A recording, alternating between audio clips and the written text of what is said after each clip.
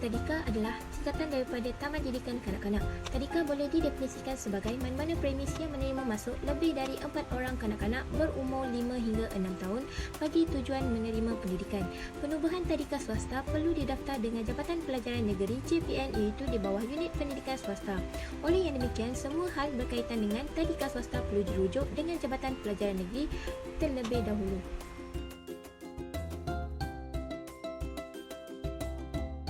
Langkah pertama, pengusaha atau usahawan perlu mempersiapkan diri dari segi pengetahuan, kemahiran dan tingkah laku yang sesuai dengan ciri-ciri perniagaan perkhidmatan tadika. Perilaku atau kepribadian seseorang memainkan peranan penting sama ada menyumbang atau merosakkan urus niaga sesebuah perniagaan. Ciri-ciri usahawan dibahagi kepada 3 komponen penting iaitu aspek pengetahuan, kemahiran dan tingkah laku. Faktor kejayaan ditakrifkan sebagai sebarang penyebab utama menyumbang kepada kelangsungan dan keuntungan sesebuah perniagaan.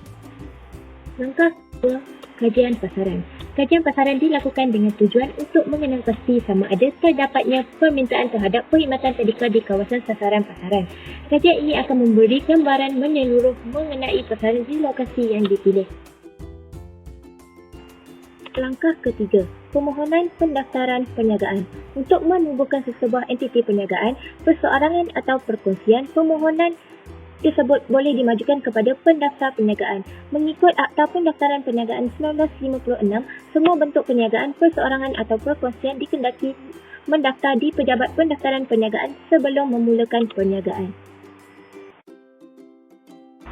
Langkah keempat, memohon lesen perniagaan. Memohon lesen perniagaan dengan pihak kerajaan tempatan Majlis Pembandaran atau daerah.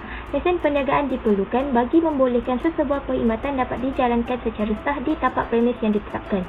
Langkah pertama perlu mengemukakan permohonan penubuhan kepada Jabatan Pendidikan Negeri. Langkah kedua, lawatan kesesuaian oleh Jabatan Pendidikan Negeri. Langkah ketiga, mengemukakan borang permohonan pendaftaran kepada Jabatan Pendidikan Negeri. Langkah keempat, Jabatan Pendidikan mendapatkan pandangan dan sokongan daripada agensi-agensi berkaitan.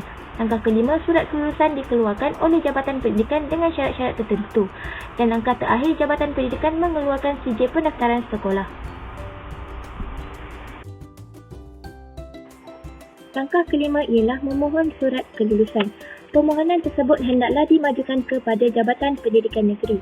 Jika usahawan bercadang untuk menjalankan perkhidmatan tadika berasaskan konsep pengurusan agama, maka permohonan tambahan hendaklah dimajukan kepada pihak Jabatan Agama Islam Negeri.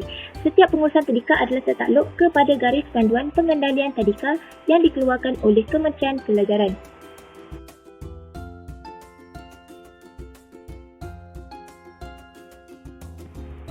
Kurikulum Highscope. Highscope telah dikembangkan oleh David Wilcott pada tahun 1962. Highscope merevolusikan pendidikan awal kanak-kanak dengan pendekatan baru untuk pengajaran dan pembelajaran.